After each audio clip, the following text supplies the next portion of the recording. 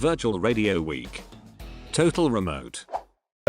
Voilà, tout d'abord, je vais vous reposer la première question. Comment le CSA est confiné depuis le 16-17 mars? Voilà, dès le début, dès le discours du président de la République du 12 mars, on a fait le choix avec le collège et le directeur général de basculer en télétravail. Et donc, on fonctionne pour le collège en visioconférence chaque semaine, parfois plusieurs fois par semaine. On se réunit en réalité assez souvent. On fait la même chose, bien sûr, pour nos réunions de travail avec les services du Conseil supérieur, et puis avec tous les professionnels, puisque c'est une période où, on va l'évoquer, je pense, tous les médias sont confrontés à de lourdes difficultés, et donc il y a beaucoup d'interactions avec nous au quotidien, et donc on fait ça par visioconférence. Et je pense que le confinement, pour nous, durera au-delà du 11 mai, vraisemblablement jusqu'au début du mois de juin, avec une reprise progressive de retour à la normale. Alors évidemment, une crise très importante, un cataclysme pour l'économie, évidemment pour les médias qui sont confrontés, notamment les radios, à deux paradoxes assez incroyables. Une explosion des audiences, hein. On a vu d'ailleurs une véritable consécration pour les médias traditionnels, la télévision, mais également la radio, avec les quelques chiffres que nous avons qui voient une augmentation de l'écoute de la radio, et en même temps un effondrement des revenus publicitaires et pour certaines même des difficultés qui se font déjà sentir en termes de trésorerie et également de financement. Comment vous répondez aux radios qui sont aujourd'hui confrontées, comme le reste de l'économie, à cette situation vraiment exceptionnelle? Vous avez tout à fait raison de souligner la situation dans laquelle on est, qui est effectivement paradoxale. On a publié jeudi dernier, et j'invite tout le monde à consulter ce document sur le site du CSA, un baromètre qu'on va publier maintenant tous les 15 jours sur les conséquences de la crise pour l'ensemble des médias audiovisuels, télévision, radio, et on va enrichir d'ailleurs ce baromètre dès la prochaine édition. Et ce qui en ressort, c'est effectivement ce paradoxe de très fortes audiences, la durée individuelle d'écoute à la télévision, mais aussi à la radio, est en très forte progression. Une très bonne résistance des médias traditionnels. Hein, on pensait que le numérique, le digital emportait tout sur son passage, et on voit en matière de télévision que la télévision numérique terrestre, pour citer cet exemple, a de beaux jours devant elle, et elle résiste très bien.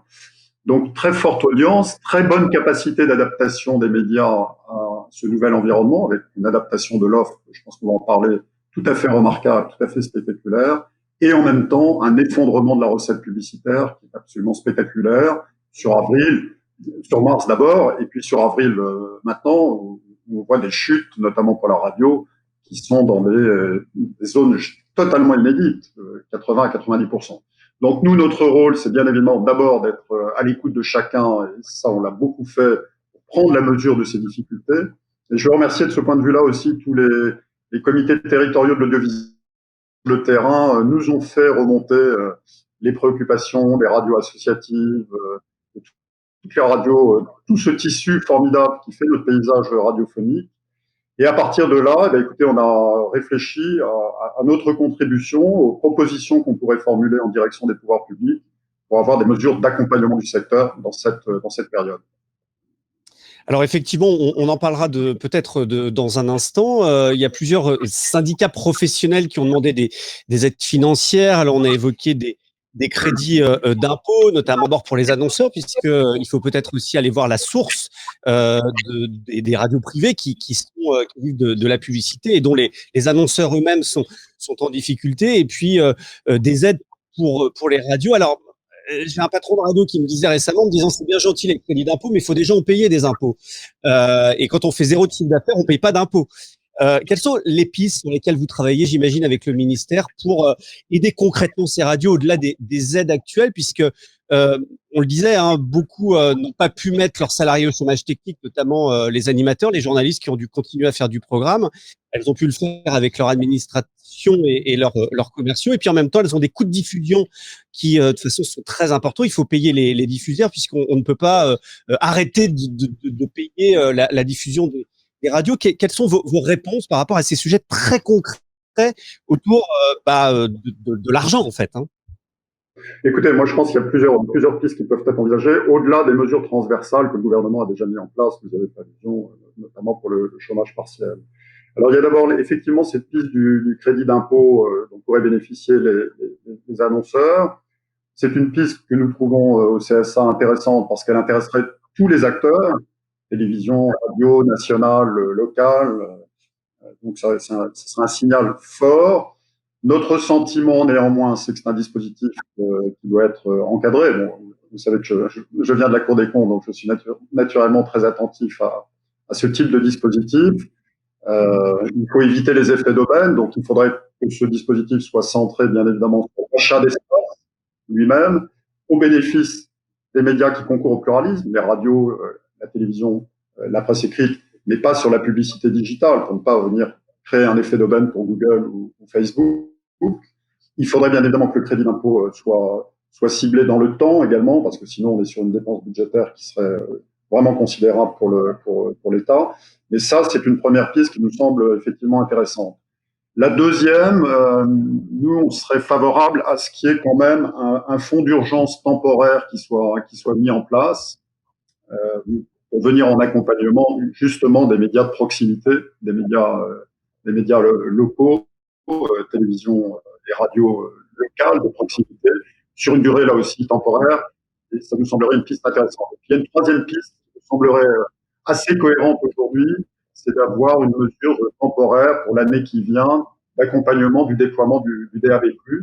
On est en phase, vous savez, de montée en puissance, mais la crise vient percuter effectivement ce déploiement, et donc avoir une mesure ponctuelle d'accompagnement du déploiement du DAB+, nous semblerait cohérente dans la période. Donc voilà, ces trois orientations que nous mettons en contribution à la réflexion qui est en cours des pouvoirs publics. Alors justement, le DAB+, je comptais en parler dans cet entretien. Certains demandent le report, notamment pour les multiplex nationaux, qui pour beaucoup de groupes de radio sont des investissements très importants, avec beaucoup de dépenses puis peu de revenus, en tout cas dans un premier temps. Est-ce que vous allez aller vers un report, en tout cas peut-être un assouplissement du calendrier, notamment pour les multiplex nationaux? Alors, le Conseil reste très attaché au DAB+. Il faut le DAB+ offre un nouvel horizon aux médias radio, qui est un média formidable, qui doit lui aussi et qui d'ailleurs s'adapte de façon très remarquable à l'évolution du paysage.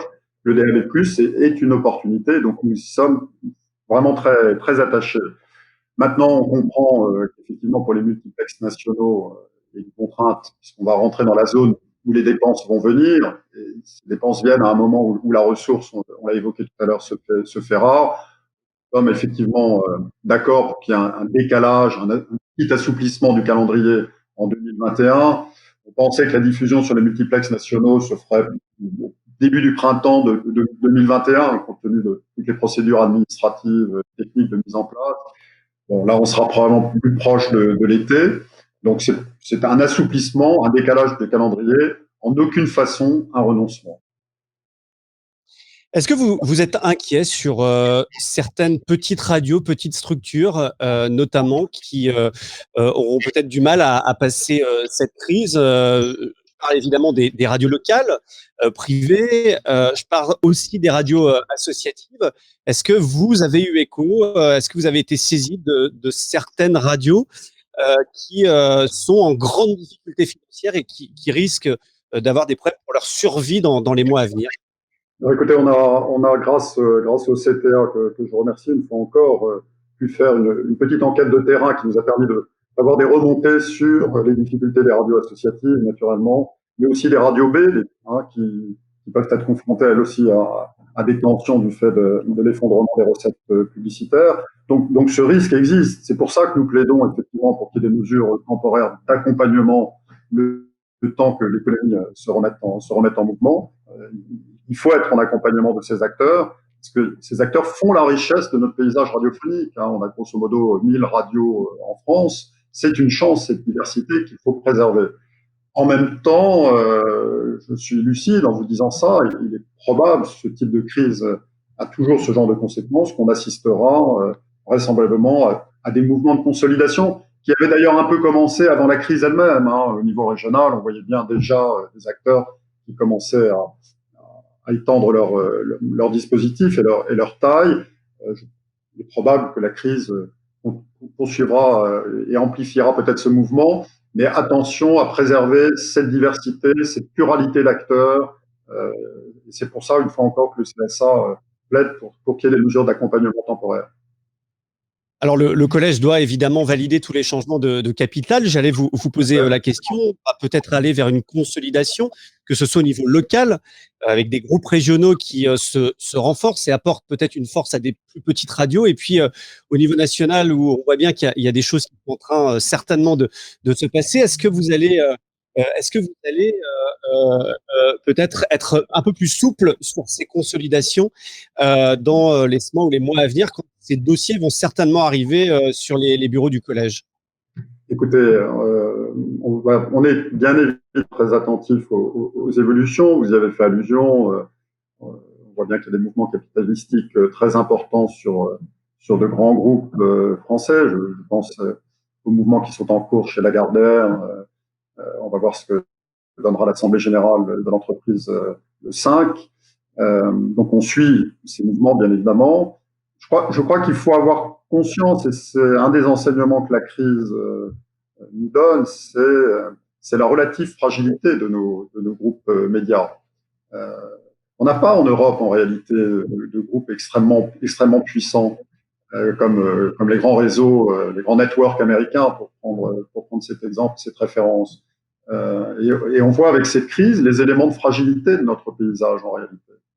Donc, je crois que les mouvements de consolidation seront un peu inévitables. Seront-ils européens ou nationaux, ou les deux? On verra. Il y a un peu les deux écoles aujourd'hui en Europe. Il y a ceux qui voudraient constituer des groupes transnationaux.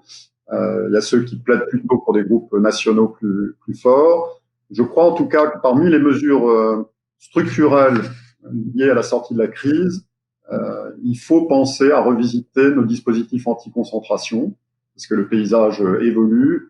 Et il faut aussi, parallèlement, que les autorités de concurrence nationales ou européennes concilient règles de concurrence, parce qu'il faut de la concurrence, bien évidemment, il faut de la diversité, de la pluralité d'acteurs, mais aussi permettre l'émergence de champions européens si on veut résister à une domination croissante, quand même, de nos amis américains par l'intermédiaire de leurs grandes plateformes. Donc, je pense là notamment au champ de la télévision, bien évidemment. Donc oui, risque de concentration. Si ça permet l'émergence de groupes plus forts, c'est aussi un élément positif. Donc il faut regarder ça avec beaucoup d'attention, de vigilance. Et le collège, comme vous l'avez dit, qui doit se prononcer sur les évolutions capitalistiques, qui sera particulièrement attentif dans les mois qui viennent.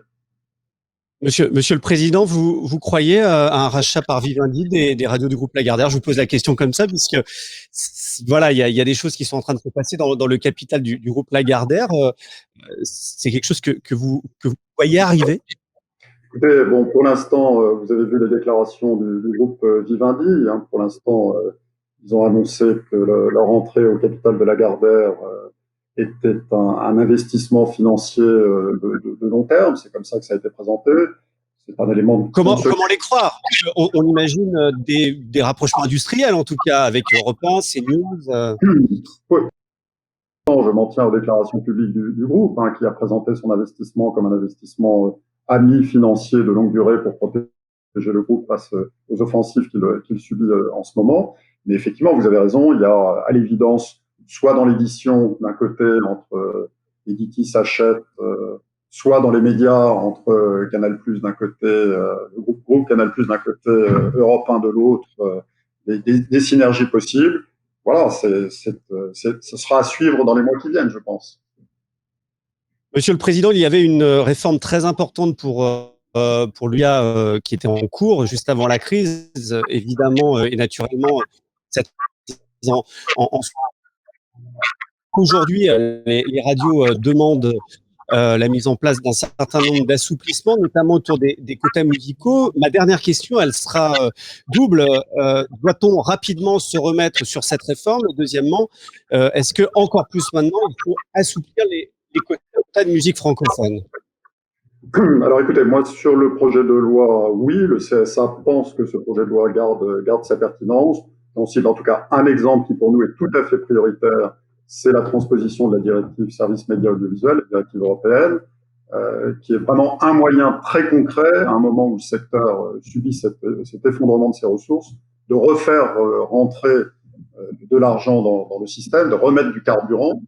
Et donc, cette transposition nous paraît tout à fait fondamentale. J'ajoute que comprenait le projet de loi sur l'évolution de la régulation nous semble également tout à fait pertinent. Je pense que la fusion du CSA avec Adopi garde tout à fait sa pertinence. Le renforcement de la lutte contre le piratage, qui, on l'a vu, a explosé durant la crise, garde tout son sens. Donc oui, la pertinence de ce texte demeure. Alors sur les quotas, il y a deux choses différentes et je pense qu'il faut vraiment être très clair. D'abord, les quotas sont dans la loi, donc la loi s'applique et le CSA, bien évidemment, ne peut qu'appliquer par définition. Mais en même temps, dans ces quotas, il y a des définitions. Je pense aux notions de nouvelle production, à la notion de nouveaux talents, les heures de grande écoute, le rythme des contrôles, qui sont à la main du régulateur. Et donc, nous avions ouvert à la fin de l'année dernière une phase de concertation avec les radios et avec la filière musicale. Vous savez qu'il y a eu une mission menée par 2 parlementaires à la fin de l'année dernière, ce qu'on a appelé la mission Flash, qui a formulé une série de propositions. Et donc, nous venons de mettre sur la table à la concertation un document sur les concepts que je viens de rappeler pour voir si on peut les adapter à un paysage qui s'est quand même beaucoup transformé ces dernières années. Donc, on verra s'il y a un consensus qui peut se dégager là-dessus. En tout cas, nous sommes en dialogue avec tous les acteurs sur ce plan-là. Merci, Monsieur le Président, d'avoir été avec nous, en tout cas d'avoir répondu avec franchise à toutes ces questions. Et c'était passionnant. Merci, Monsieur le Président, d'avoir été avec nous. Très bonne journée. On vous souhaite évidemment bon courage pour le déconfinement, puisque je crois que vous envisagez déjà le déconfinement du CSA. Écoutez, on s'y prépare. Je pense qu'on restera confiné vraisemblablement jusqu'au début du mois de juin. Si vous me permettez, pour conclure, moi je veux tirer un immense coup de chapeau à tous les professionnels de la radio, qu'elle soit publique, qu'elle soit privée, qu'elle soit nationale, qu'elle soit locale. Moi, j'ai été épaté de la capacité d'adaptation, souvent en un week-end, où les grilles ont été adaptées, où les animateurs, depuis chez eux, les journalistes aussi, ont su assurer la continuité des antennes, enrichir leur programme pour donner plus d'informations, plus de divertissement. Un très grand coup de chapeau à eux tous et merci, parce que je dis souvent, on se lève avec la radio, on se couche souvent avec la radio. La radio, c'est finalement le média du cœur. Donc, un grand coup de chapeau à tous. Monsieur le Président, d'ailleurs, si vous voulez lui dire un mot, il y a Koé, l'animateur de Énergie, qui lui est chez lui, qui est l'exemple concret, comme beaucoup, de l'adaptation dont vous avez parlé. Il est avec vous, il vous entend d'ailleurs. On va vous mettre à l'antenne puisqu'il sera avec nous dans un instant. Et d'ailleurs, il a applaudi à ce que vous avez dit puisque évidemment, ça l'a touché. Hein. Bonjour Koé. Voilà, si vous voulez dire un mot au président du CSA. Écoutez, j'étais ravi, je vous ai écouté et je suis ravi de passer juste après vous. C'est un plaisir. Écoutez, moi, je suis très honoré de partager une matinée avec vous, Koé. Bravo pour ce que vous faites. Merci beaucoup. Je vais garder cet enregistrement. Mais vous savez, vous avez raison de souligner, on s'est tous adaptés très très vite. Là, je suis chez moi et on fait des émissions et on a des équipes, je vais parler d'énergie, mais de mes équipes aussi, où les auteurs sont chez eux, ou les gens qui font les vidéos, parce que la radio aussi maintenant, c'est beaucoup de vidéos, où toutes les équipes sont chez elles et on arrive à se regrouper pendant 4 heures tous les jours en direct. Et c'est vrai que c'est une vraie performance d'équipe. Donc voilà, bravo à elle. Écoutez, bravo en tout cas pour ce que vous faites. Et merci à tous. Merci Monsieur le Président, et très bonne journée. Merci à vous aussi. Virtual Radio Week. Total Remote.